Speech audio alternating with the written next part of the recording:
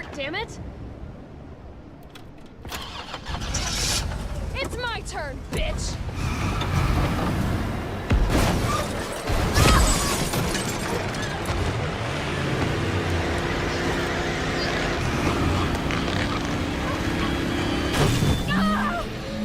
So this is meant to be real, right? It's meant to be real after falling off 75 feet with no seatbelt, giving her about 136.8 newtons, and a bone break is about 300. So it's safe to say that Jill would not only be walking minutes later and running, which leads me to this theory. Jill hallucinates almost all of Resident Evil 3. But to get all the proof, let's go back to the start. Jill is not a stranger to hallucinations. We see it at the start of the game and later after Jill is no longer infected and has to shoot Carlos. Well, almost. And both are about zombies. And then there's the Mr. X of Resident Evil 3, Nemesis. And no matter how much you shoot him or hide, he knows where you are. And that's where some people think he might be a manifestation of Jill's theory of the T-virus. But let's see how real this theory is. Now, there might be one big thing that makes you think it's fake, and that's that Nemesis can move stuff, but this can happen in real life. It's called somatic hallucinations, where the body feels like it's getting harmed, mostly internal organs, and it feels real. So this theory has something backing it up, but let's see what causes somatic hallucinations. And somatic hallucinations can happen by the somatosensory cortex, or SI, is part of the brain that is processing touch, pain, and can misfire if there's any brain damage or a tumor causing the hallucinations. But now that we know the theory is real, what is it to stop it from being real? The fact that Carlos and everyone else can see it, unless everyone else is not real, but we have no proof of this. But we will get back to this in a second. The clock tower, where Nemesis changes form and later infects Jill after she defeats him. But this leads to her getting knocked out with blurry vision and dizziness.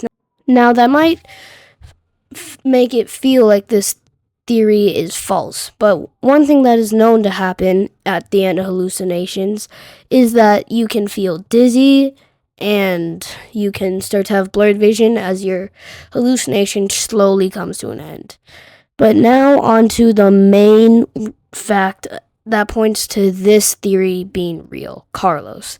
Now, it might seem that like he would disprove the theory, but some theories say that he represents Jill's consciousness trying to act strong. So let's see the real part of this. So, to the start. With this, we need to go back to Resident Evil 1. Now, this might seem not like a big deal, but this is where Jill would get infected and start hallucinating. But how might I have proof that this is real?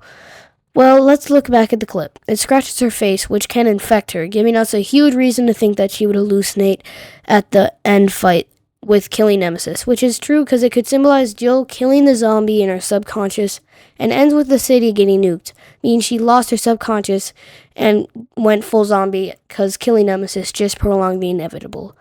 Now, the game made you think that this was all real. But since you made it to the almost end of the video, you know that's not true. So to summarize, Jill got infected in Resident Evil 1 and starts hallucinating as she turns into a zombie. And remind Nemesis being the virus slowly killing her, and then nukes/kills Jill's subconscious, turning her into a zombie. Now there's one last thing that might stop this from being true. It's that she's in Resident Evil 5, and potentially in Resident Evil 9. With Resident Evil 5 not being from Jill's point of view, we know that Jill is with Wesker in Resident Evil 1 and he tests on her, and we know that she could escape to get brought back to testing to make the T-virus cure from her being full zombie and making her not a zombie, because we know there are cures like that, because in Resident Evil 2, the G-virus gets inside Sherry and then we close it off and kill it on infecting Sherry. So it wouldn't be that far of a stretch to say you can make a T-virus cure with how similar they are. And now you've made it to the end of the video. I hope you liked it if you made it this far. Make sure to like and subscribe, and I will see you in the next one where we talk about Resident Evil and how Resident Evil is now going to be Resident Nice.